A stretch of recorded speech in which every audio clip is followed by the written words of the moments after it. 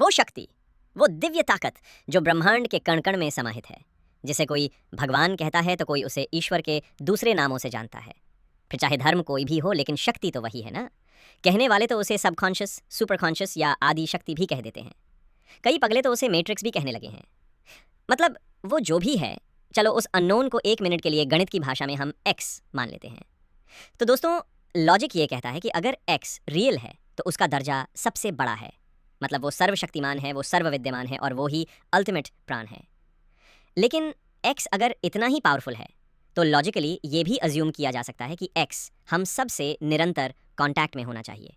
वो एक्स हमें हर पल गाइडेंस दे रहा होना चाहिए। मतलब वो एक्स अगर परम ज्ञानी है तो उस एक्स को हमारे हर छोटे बड़े सवाल का जवाब हमारे पूछने से पहले ही दे देना चाहिए।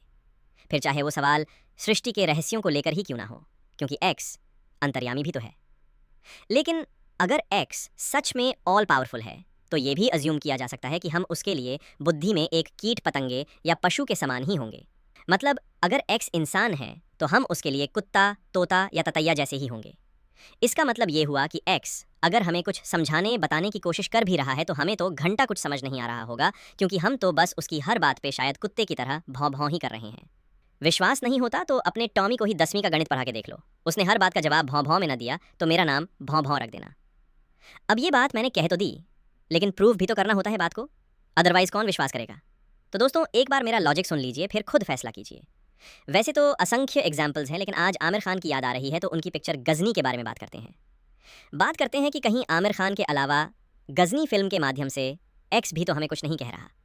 तो दोस्तों, मुझे लगता है हालांकि गजनी पिक्चर कोई सुपर डुपर हिट नहीं थी, लेकिन एक्स ने जो बात उसमें कही है वो उसकी हर बात की तरह हिट है। फिल्म गजनी में एक्स हमें कह रहा है कि सिर्फ आमिर खान ही नहीं, हम सब किसी न किसी टाइप के गजनी हैं जो भूल जाते हैं। जैसे कि आपका बच्चा डांट पिटाई के बाद या कभी कभी खुद से जोश में आ जाता है कि वो कल से मन लगा के पढ़ेगा, लेकिन अगले दिन पढ़ाई शुरू करने के लिए जैसे ही सुबह 6 बजे रज़ाई से निकलने का मुहूर्त आता है तो उसे अपने वादे के सिर्फ शब्द ही याद रह जाते हैं, लेकिन वो उस जोश की फीलिंग को भूल चुका होता है। और बिना फीलिंग्स के कोई मन से परिश्रम कैसे करवाएगा।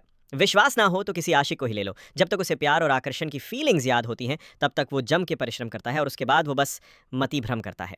तो हुए ना हम फीलिंग्स भूलने वाले गजनी। यही बात जिम और डाइटिंग पे भी लागू होती है। रोज खुद से वादा करते हैं कि आज से मीठा और तला तली नहीं खाऊंगा, लेकिन अगली छुट्टी के आते ही सुबह सुबह पहुंच जाते हैं छोले भटूरे लेने। मतलब हर ढंग का काम करने में जब हम कहते हैं कि अभी मन नहीं कर रहा तो समझ जाओ दोस्तों कि आप भी गजनी हैं और उस काम को कर गुजरने की फीलिंग को वो भूल चुके हैं। इसलिए दोबारा गजनी देखो और आमिर खान से टिप्स लो कि गजनी हो जाने के बाद भी मिशन को कैसे अंजाम दिया जाए।